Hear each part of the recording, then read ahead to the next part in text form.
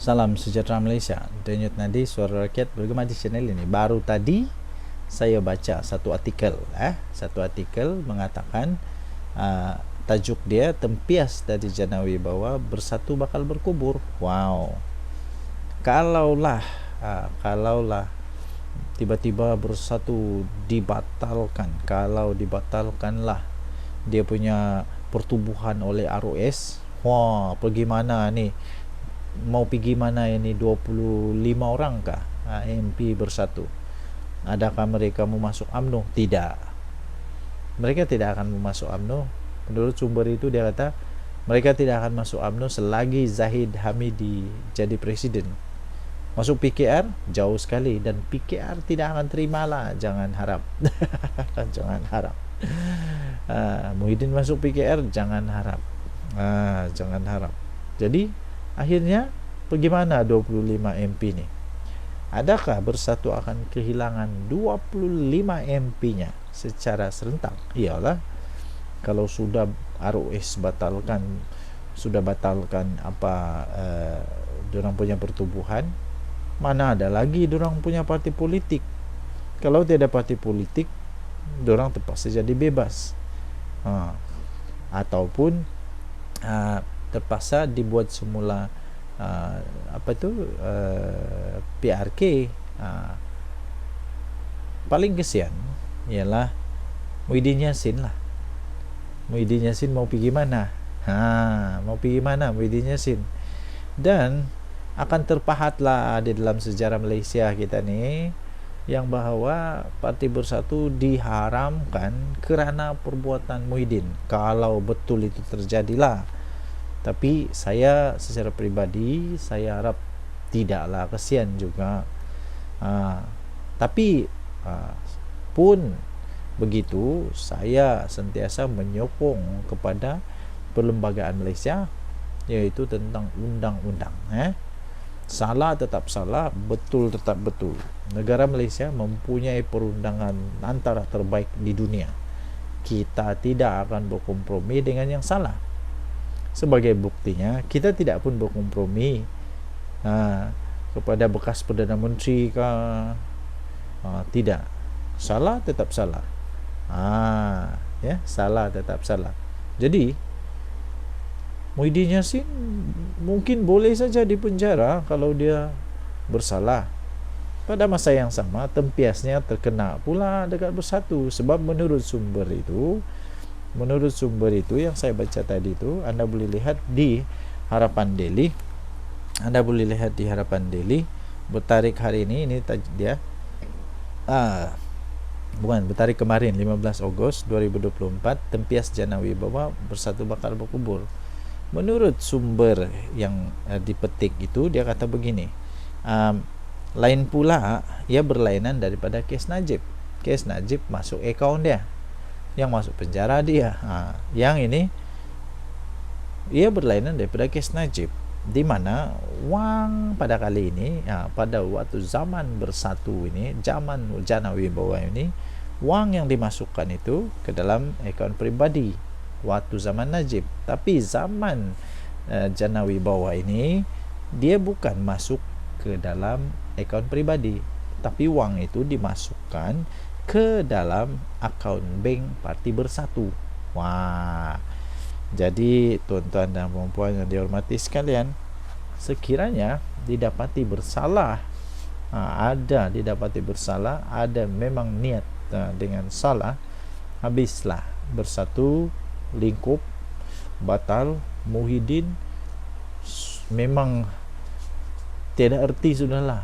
Siapa yang mau terima lagi Muhyiddin, ya? Dia menyebabkan Parti Bersatu dibatalkan kalau dia dari parti bersalah. Okey, so kita sokong perundangan negara Malaysia.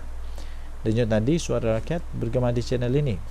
Betul tetap betul, salah tetap salah. Kalau Muhyiddin betul, lepaskan. Kalau Muhyiddin salah, ambil tindakan. Jadi apa boleh buat supaya pengajaran untuk pemimpin-pemimpin akan datang. Kita jumpa lagi. Selamatkan Malaysia. Bye-bye. Salam sejahtera Malaysia. Muhyiddin dalam masalah besar. Apa tidaknya kes Jana Wibawa belum selesai. ramainya pemimpin bersatu yang yang termasuk dalam kes Jana Wibawa. Hebat. Ini terbaru. Tempias Jana Wibawa bersatu bakal terkubur. Wow. Adakah bersatu akan terkubur terus kerana tempiasnya daripada Jana Bersatu? Jana Bersatu pula, Jana Wibawa. Tuan-tuan dan puan yang dihormati sekalian. Kesian juga saya sebenarnya dengan Bersatu nih. Sekejap zaman pemerintah negara Malaysia sudah banyak terpalit dengan kes itu, kes ini. Bukan main lagi Muhyiddin Yassin dulu. Mau buktikan Najib salah dengan Mahathir. Waktu itu ingat lagi. Tapi sekarang siapa yang kena? Saya masih ingat lagi Muhyiddin sampai dipecat daripada UMNO kerana dia cuba mempersoalkan Presiden UMNO waktu itu, Najib Razak, tentang 1MDB. Sekarang Muhyiddin pula dalam masalah besar dalam Jana Wibawa. Bersatu bakal terkubur sekiranya presidennya Tan Sri Muhyiddin Yassin didapati bersalah dalam kes salah guna kuasa yang membabitkan kes Jana Wibawa. Dalam kes Muhyiddin Yassin, wang dimasukkan ke dalam akaun bank Parti Bersatu. Ini berlainan daripada kes Najib, di mana wang masuk ke dalam akaun pribadinya, kata sumber yang dipercayai. Pada 15 Ogos 2023, Mahkamah Tinggi Kuala Lumpur melepaskan dan membebaskan Muhyiddin Yassin daripada 4 pertuduhan menggunakan kedudukannya untuk suapan bernilai 232.5 juta ringgit Malaysia bagi Parti Bersatu berkaitan projek Jana Wibawa. Terdapat 3 pertuduhan di bawah Akta Pencegahan Perubahan Wang Haram, Pencegahan Pembiayaan Keganasan dan Hasil daripada Aktiviti Haram atau AMLA TFPUAA 201. Pihak pendakwa raya telah pun membuat rayuan ke atas keputusan tersebut. Pada Februari yang lalu, Mahkamah Seksyen menangguhkan semula keputusan dakwaan di bawah AMLA TFPUAA. Sumber memberitahu Bersatu akan terkubur menerusi langkah yang akan diambil oleh ROS, pendaftar pertubuhan. Sekiranya dakwaan di bawah AMLA TFPUAA berjaya, ROS akan membatalkan pendaftaran Bersatu. Kita akan lihat 25 ahli parlimen tanpa parti. Mereka tak akan masuk UMNO selagi Datuk Seri Ahmad Zahid Hamidi masih presiden, dan mereka tak akan sertai PKR, kata sumber itu lagi. Okey, jadi ini artikel anda boleh lihat, anda boleh baca di harapandaily.com 15 Ogos 2024. Ini dia. Jadi adakah benar kerana tempias daripada Bersatu, adakah benar Bersatu pula tempias daripada Jana Wibawa, adakah Bersatu akan terkubur? Kesian. Tapi apa boleh buatlah, segala sesuatu yang dibuat memang ada dia punya consequence. Berani buat, berani tanggung. Kalau dapat dibuktikan menurut sumber itu yang saya baca tadi itu, kalau dapat dibuktikan bahawa memang duit masuk ke dalam Bersatu dan didapati bersalah dengan cara yang salah, termasuk di dalam Akta AMLA TFPUAA 2001, sumber itu kata Bersatu mungkin boleh dibatalkan oleh ROS. Ini amat kasihan sungguh kepada Muhyiddin Yassin. Apa pendapat anda? Tinggalkan komen anda. Denyut Nadi, Suara Rakyat, bergema di channel ini. Jangan lupa tekan butang subscribe, like dan share. Bye-bye. Salam sejahtera Malaysia. Habis Muhyiddin kena kali ini. Memang betul-betul kau Muhyiddin kena kali ini. Cakap je lebih, tapi sendiri tak sedar diri. Itulah, waktu bercakap orang kata tengoklah kiri kanan dulu. Jangan duk cakap barang sedap mulut saja, tapi sendiri tak sedar diri. 17 bulan pun gagal. 17 bulan memerintah gagal. Puat bidas dakwaan Muhyiddin, ramai mahu PN kembali. Betulkah ramai orang mau Perikatan Nasional kembali memerintah? Hari ini Muhyiddin Yassin mendakwa rakyat kononnya mengharapkan Perikatan Nasional segera mengambil alih Putrajaya susulan kenaikan kos sara hidup. Betulkah? Betulkah Muhyiddin? Tapi kalau tiba-tiba bersatu ataupun PN menang pun, ataupun PN naik jadi kerajaan pun, Muhyiddin jadi Perdana Menteri lagi kah? Seorang pemimpin UMNO meminta Muhyiddin Yassin menasihatkan Kerajaan Kelantan terlebih dahulu yang ditunjangi oleh PAS untuk menyelesaikan masalah pengundi negeri. Berbanding teruslah menunggang isu kos sara hidup demi menagih undi. Ahli Majlis Kerja Tertinggi UMNO Puat Zarkarsi berkata PAS yang telah pun memerintah Kelantan selama lebih 34 tahun masih gagal sampai sekarang ini menyelesaikan geran tanah penduduk negeri, selain isu air bersih dan pembalakan yang semakin meruncing. Dia kata Muhyiddin tidak perlulah tunggang isu kos sara hidup untuk menipu rakyat negeri. Rakyat termasuk di negeri tahu yang mana kaca mana permata. Sepatutnya Muhyiddin mengingatkan kerajaan Kelantan lah, selesaikan dulu masalah rakyat di negeri, seperti hak pemilihan tanah, isu air bersih, isu pembalakan, katanya. Dalam kampanye di negeri, Muhyiddin Yassin yang juga adalah pengerusi PN berkata calon gabungan itu, yaitu Rizwadi Ismail, perlu menang Sabtu ini sebagai isyarat kepada pentadbiran Perdana Menteri Anwar Ibrahim bahawa rakyat kini terbeban dengan kenaikan kos sara hidup. Bekas Perdana Menteri itu mendakwa susulan kenaikan kos sara hidup yang semakin menekan di bawah kerajaan paduan, ramai mengharapkan PN segera mengambil alih Putrajaya. Siapa kata? Puat mempersoalkan keupayaan Muhyiddin apabila pentadbiran yang telah diterajui oleh Muhyiddin Yassin selama berapa lama? 17 bulan saja digelar kerajaan gagal. Kerajaan gagal. Ekoran beberapa dasar semasa Perintah Kawalan Pergerakan PKP yang didakwa silap. Kehidupan rakyat susah semasa PKP. Oh, yang ini saya setuju. Oh, waktu itu memang susah betul tahu. Kehidupan rakyat memang susah waktu PKP. Ramai jadi bankrupt, hilang kerja, bisnes tutup, ekonomi negara terjejas teruk kerana dasar PKP Muhyiddin yang silap, kata Puat Zarkarsi. Rakyat negeri tahu kemampuan Muhyiddin, katanya. Puat juga menyifatkan Muhyiddin sebagai bermimpi apabila membangkitkan isu basi dah, dengan mendakwa beliau sepatutnya menjadi Perdana Menteri ke-10, bukannya Anwar. Mimpi lagi Muhyiddin ni agaknya. Dia dakwa Agong silap kerana tidak memanggil dia mengangkat sumpah. Mana ada Agong pernah silap? Tidak. Agong sentiasa buat keputusan yang betul untuk negara Malaysia.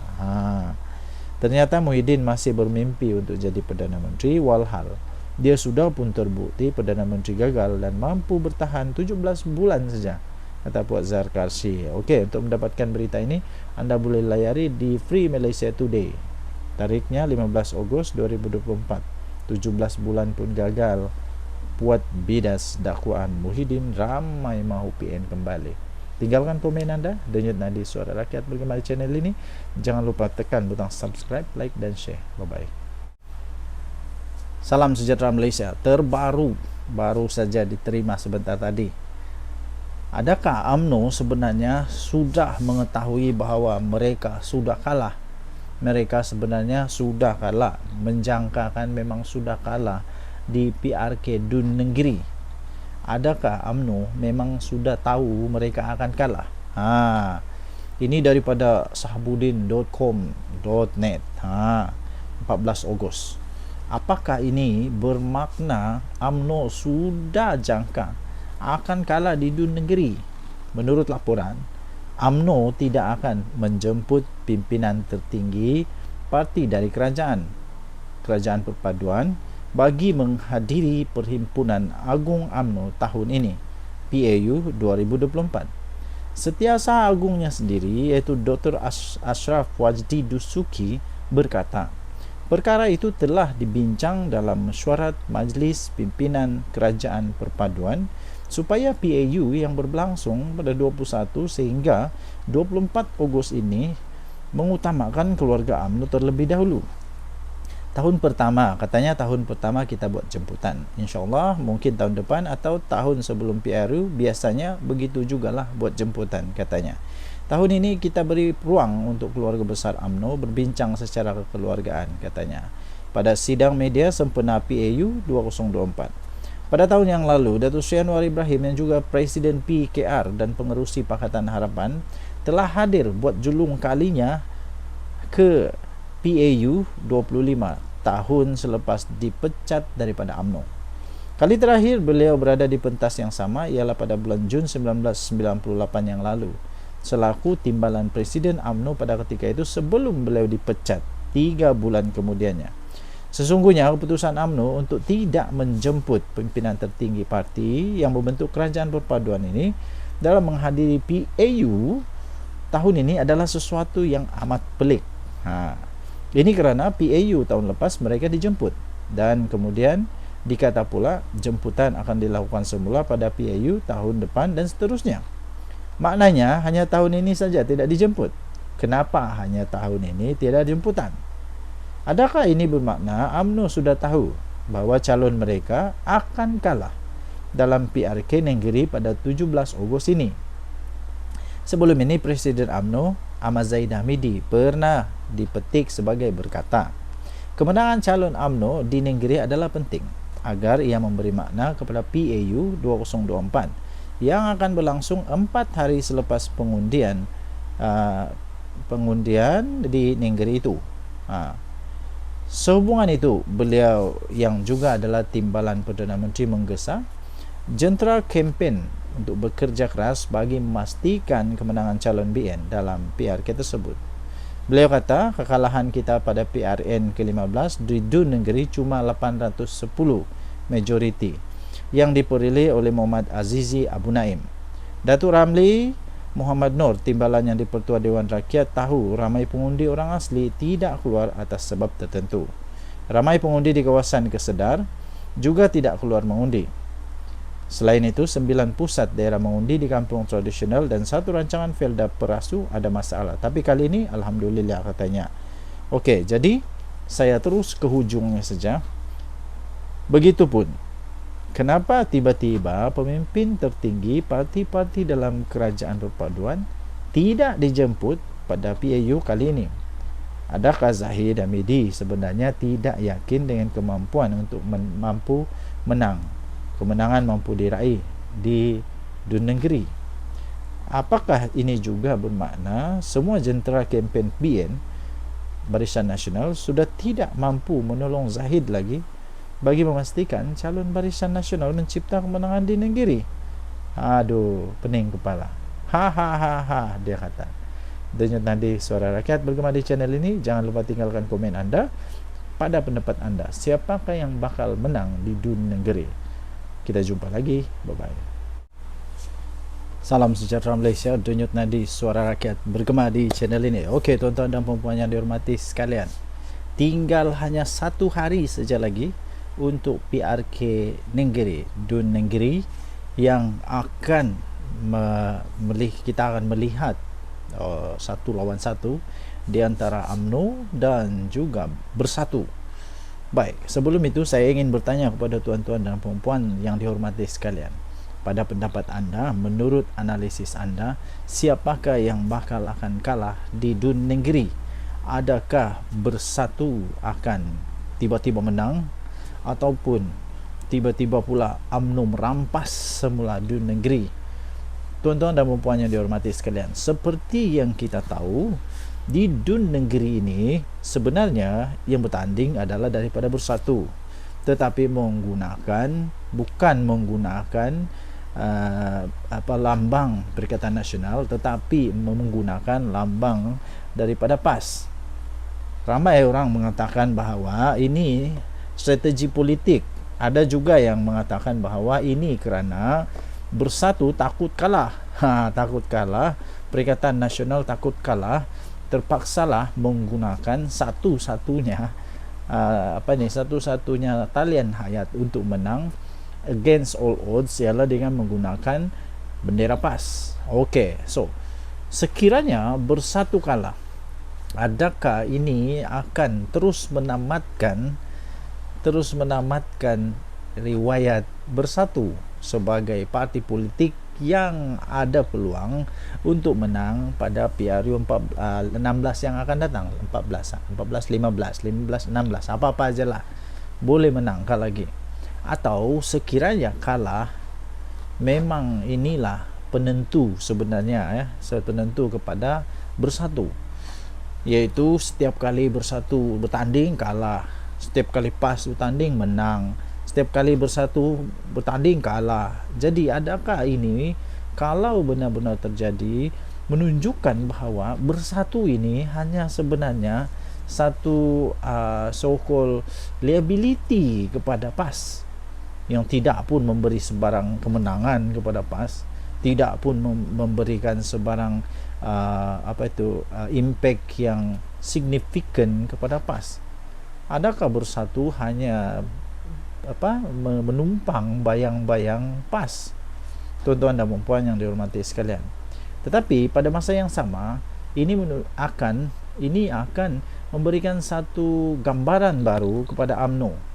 Sekiranya UMNO menang tanpa kelibat daripada PH, daripada Pakatan Harapan, menyatakan bahawa UMNO sudah kuat semula. Tetapi kalau UMNO kalah pula, memang ini menunjukkan bahawa Bersatu dengan PAS lebih kuat daripada Barisan Nasional. Maksudnya Perikatan Nasional lebih kuat dari Barisan Nasional. Tuan-tuan dan puan yang dihormati sekalian, kita nantikan satu hari dari sekarang, sekiranya tiba-tiba Bersatu kalah,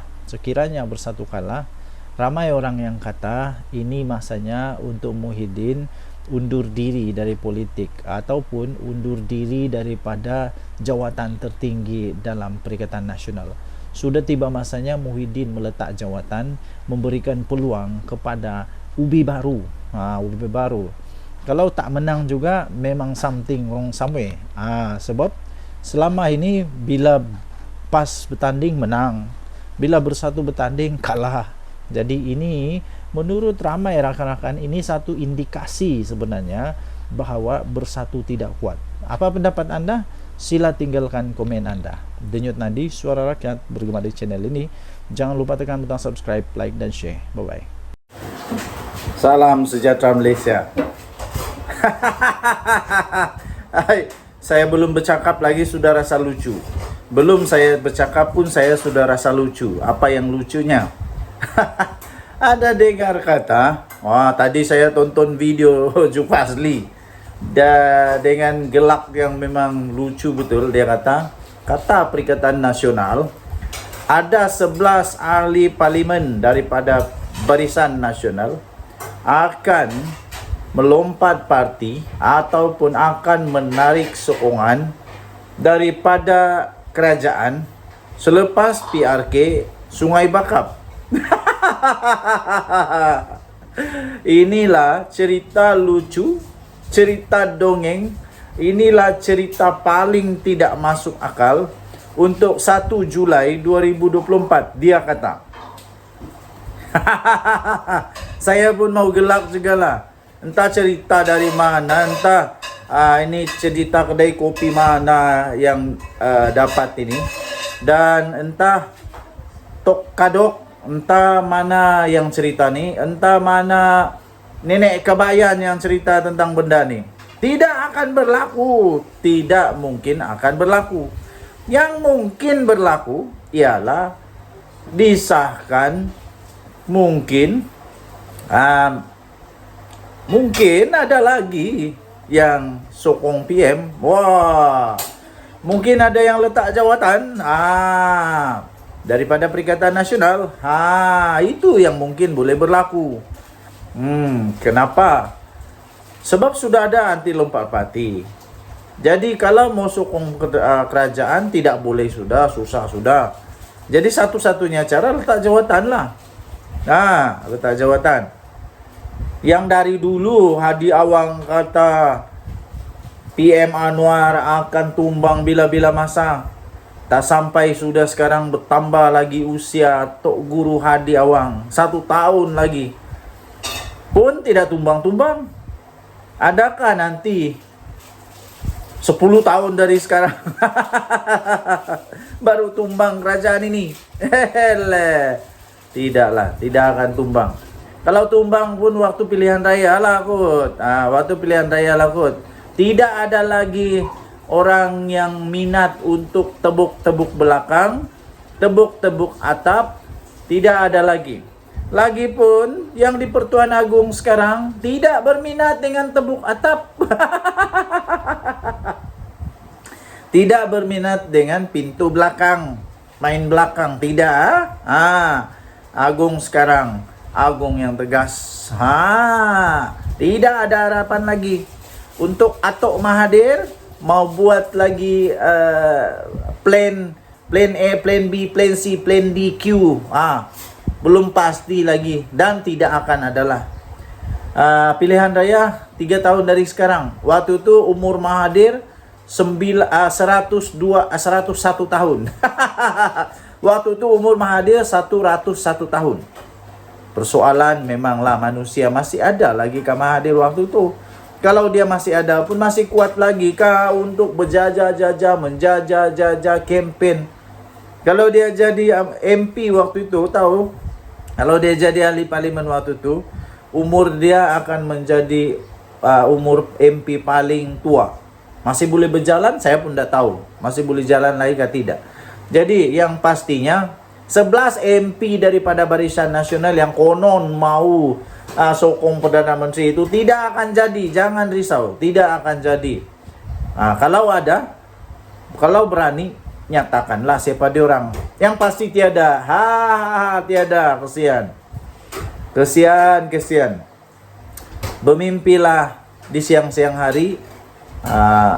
Berdoalah banyak-banyak supaya boleh jadi Perdana Menteri di pulau di planet Pluto ataupun di bulan.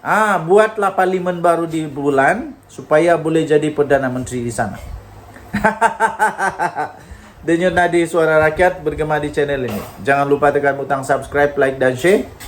Malaysia kita punya, cintai Malaysia aku, kita jaga kita. Bye bye.